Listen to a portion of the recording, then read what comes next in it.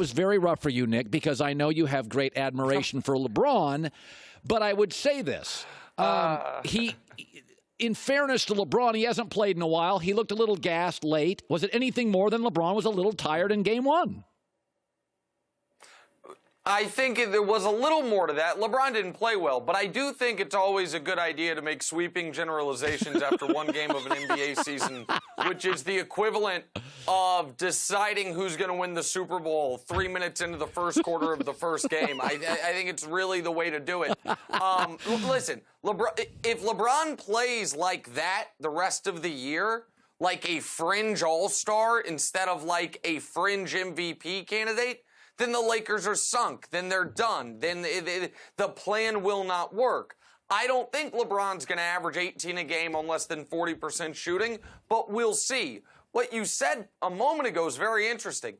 If you needed one bucket, you'd go to Kawhi. Yeah. That feels awful prisoner of the moment-y to me, but I guess we'll wait and see. However, you are comparing Kawhi, clearly the best player on the Lakers, to LeBron, who it sounds like you think is not the best player on the Lakers. Kawhi, the best player on the Clippers, pardon me. Like Anthony Davis versus Kawhi would be the comparison there. You mentioned better front office, better GM, better owner.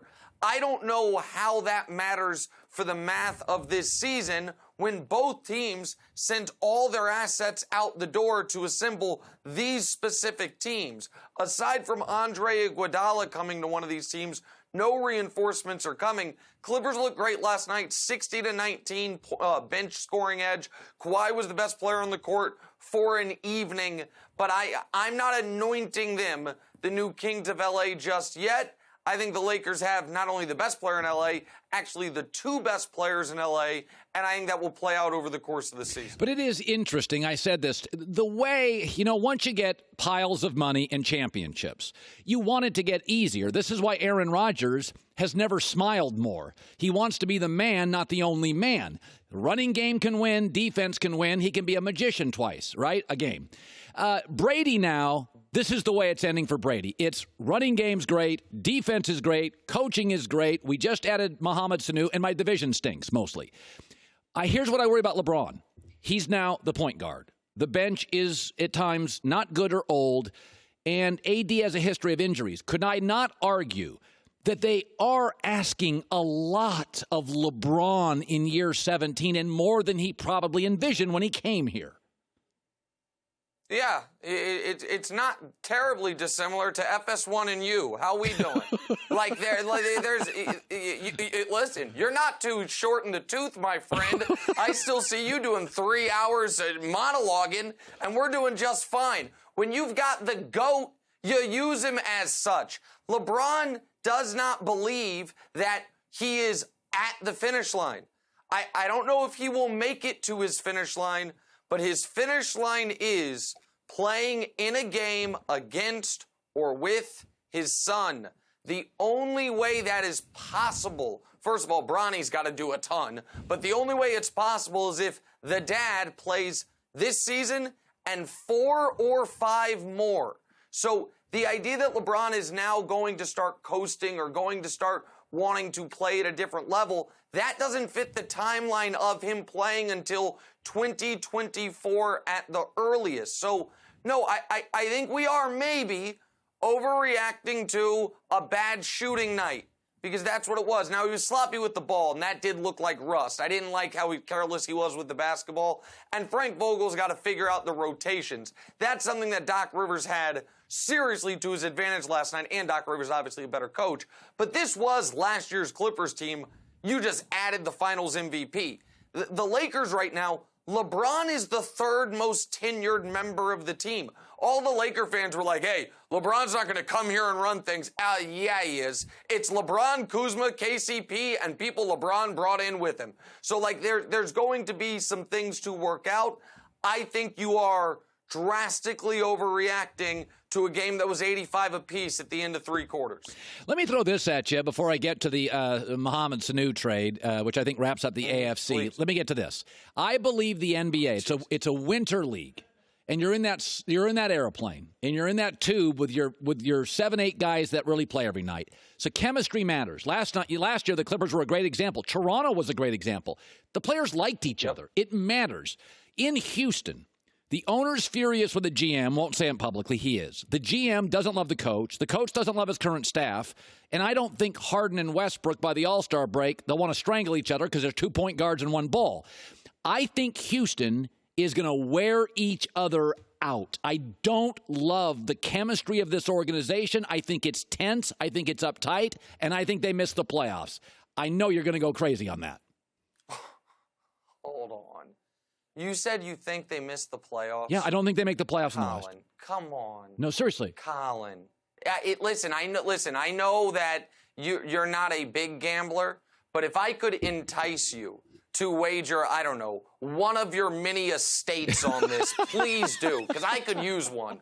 Like, my God, I would bet my soul and career earnings against anything you want that they make the playoffs. I think they're going to potentially have the best record in the entire conference. But okay, here's the other issue here, and you and I are hearing very different things, it would appear, on who likes who and what's going on. From what I understand, the GM is very, very, relieved and grateful that the owner has had his back the way it has. From what I understand, the GM absolutely wants Mike D'Antoni as the coach. And from what I understand, Harden and Westbrook are thrilled to be playing with each other. So we will see how that plays out. And I'm not trying to undercut what you're hearing. We're just hearing, I think, different things from different people. I think the Rockets are going to be awesome. Now, will it work in the postseason? I don't know. But Russell Westbrook has not been on a team with shooting and spacing ever. He hasn't been on a team with a good coach ever. And James Harden hasn't had a player who can give him a break on offense since he was playing with Russell Westbrook. I think the Rockets are, in the regular season, going to be tremendous. I think their season ends in the conference finals to the Lakers, who I assume you have getting bounced in the first round by Utah or something. Okay, finally. Listen, I think Patrick Mahomes is going to win a couple of Super Bowls. I don't doubt that over 12 years. But we know this league is about attrition and about health. And, Tony Romo said this on the air. You want to find the greatest quarterbacks ever? They all had good defenses. Aaron Rodgers, by the way, has a good defense once. He wins a Super Bowl. He has a good defense now. He may win the Super Bowl. I look at Patrick Mahomes, and I think he'll not play at 100%. He will play in Foxborough in the playoffs. And frankly, that defense couldn't get Jacoby Brissett off the field. I do feel like for this next 4 months, it is still absolutely New England's conference. Kansas City has to rebuild the defense in the offseason. It's over. New England's winning the AFC. What say you? Well, listen, I do like that, unlike the NBA in the West, that you're ending after one game. At least in the AFC, you waited 6-7 weeks. I appreciate the patience there.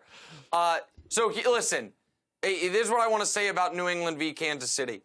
New England has, statistically speaking, the greatest defense through 7 weeks we've ever seen. It's not close. 85 Bears, 2,000 Ravens, 0-2 Bucks. No one can touch them. They've allowed one passing touchdown to 18 interceptions. They're allowing a quarterback rating of 35. You get a 39 for spiking it. So through 7 weeks, opposing quarterbacks would have been better off just throwing the ball into the ground, which it looked like your guy Sam Darnold would have loved to be doing during that football game rather than actually go against them.